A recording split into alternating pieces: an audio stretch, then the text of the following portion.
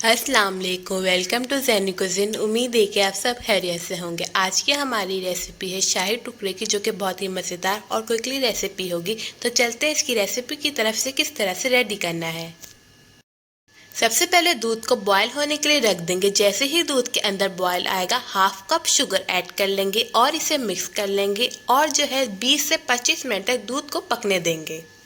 अब एक कप घी ले लेंगे और मीडियम फ्लेम कर देंगे और ब्रेड के स्लाइस कट कर लेंगे, वो हम जो है घी के अंदर ऐड कर लेंगे और मीडियम फ्लेम पे जो है ब्रेड को फ्राई कर लेते हैं। अब एक बॉल के अंदर ब्राउन स्लाइस को निकाल लेंगे और जो है बैटर को ठंडा कर लेंगे और ठंडा करने के बाद स्लाइस के ऊपर डाल देंगे।